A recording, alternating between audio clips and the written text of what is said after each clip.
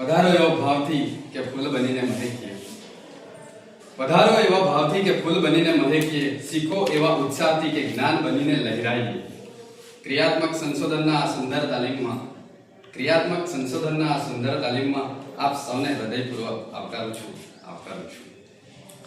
માનનીય પ્રાધ્યાપક સાહેબશ્રીઓ,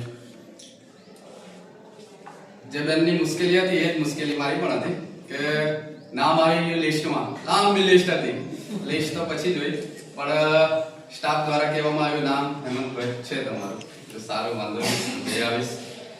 પછી શું હશે ક્રિયાત્મક સંશોધન એ તો પછી ખબર પડી, જ્યારે સાહેબે સુંદર મજાનું માર્ગદર્શન આપ્યું. તો સાહેબ માટે બે પંક્તિ રજૂ કરું છું. સાહેબ કે તમારા જ્ઞાનની સારવણીઓ અમને નવો રાહ દેખાડ્યો છે. તમારા જ્ઞાનની સારવણીએ અમને નવો રાહ દેખાડ્યો છે. સંશોધનના અંધકારમાં ઉકેલનો દીવો પ્રગટાવ્યો છે. શબ્દો તો માત્ર માધ્યમ છે આભાર માનવા માટે. શબ્દો તો માત્ર માધ્યમ છે આભાર માનવા માટે. બાકી તમારા માર્ગદર્શનને અમને સાચો માર્ગ બતાવ્યો છે. સાચો માર્ગ બતાવ્યો છે. ખરેખર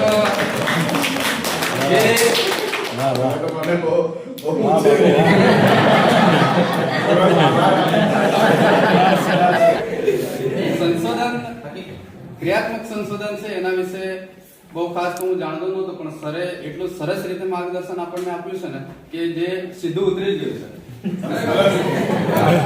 બીજી વાર પૂછવા ના પડ્યું કે સાહેબ આમાં શું છે, છતાં પણ ક્યાંક મૂંઝવણ લાગશે તો અમે તમારો કોન્ટેક્ટ કરીશું, બરાબર. અને ખરેખર આજે મજા આવી, જમવાની પણ ખૂબ મજા આવી. મેં તો છેલ્લે લીધું ભોજન, કેમ કે બધેલું ઘટેલું બધું ખાવાની મજા આવે. અને બહુ સરસ જમવાનું પણ હતું. સાહેબ જોડે આજે બેસીને જમવાનો લહાવો માણ્યો અમે અંદર, કેમ કે બહાર ફૂલ જગ્યા હતી, પણ અંદર પણ સારી જગ્યા છે. તમે કદાચ જોઈ ના હશે, જજો અંદર, લહાવો માણજો ક્યારેક. સાહેબ જોડે બેસીને જમવાનું પણ ખૂબ સુંદર હતું.